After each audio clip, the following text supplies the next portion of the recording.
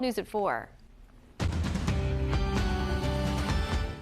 Well, we've had some rain this morning, looking at better conditions for the evening into tonight, drying things out finally after that wintry mess we had last night.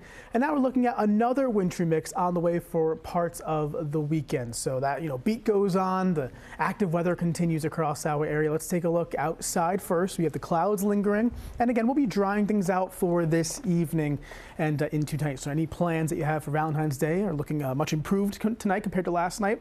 Here are those temperatures. We're well above freezing. We're at 39 in Providence, 44 down the coast in Newport, 43 in New Bedford. But the thing is, these temperatures will be crashing back down into the 20s later on tonight and into tomorrow as some colder, drier air works in, windy conditions as well. The latest radar showing again those showers, the lingering ones, kind of pushing their way to the east and moving their way offshore. So we're looking at drier air working in. That's all thanks to high pressure, cold, windy conditions across the Great Lakes. This is on the way. However, that lake effect snow should stay off to the west. So again, Friday is looking dry, but windy and cold. Now, three key things. As I mentioned, drier this evening, windy, cold tonight and for Friday, and then a wintry mess on the way for a good part of the weekend, really starting later Saturday into the nighttime on Saturday and Sunday morning, bringing us a blend of snow to ice to rain in that time frame. So we can time things out here. Notice there is our storm that was from last night and this morning pulling away. So we're looking at improvements, but colder, drier air in place for the day on Friday. That'll take us overnight tonight into tomorrow. You can see the cold and windy icons there as that northwest wind takes over, and definitely feeling more like February across our area for tomorrow. But again, staying dry with a blend of sun and clouds.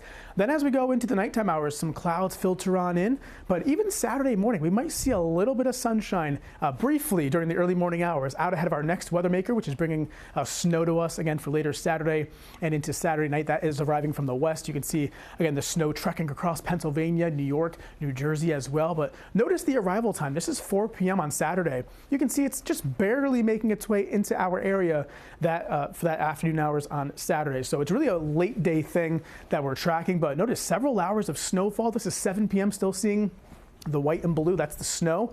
Even by 11 p.m. Saturday, we're still just seeing plain snow as that cold air will be in place. But the thinking is, given the track of the storm, that eventually that snow will change over to ice and then rain as we go into Sunday. So again, sloppy conditions for parts of the weekend with that wintry mix. But for tonight, clearing skies, colder temperatures falling back into the 20s. And then again, gusty winds taking over as well, especially for Friday. Here's that morning forecast in the 20s when you wake up early tomorrow morning. Windy conditions all day long, gusting as high as about 35 miles per hour at times.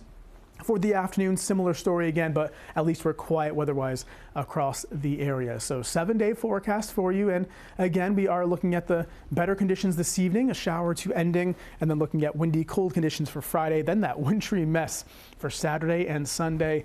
And again, looking at accumulating snow later Saturday, perhaps 1 to maybe 3 inches of snow. We'll, of course, fine-tune that forecast as we get closer to it, and then ending as rain on Sunday, drier and colder for the early part of next week, guys.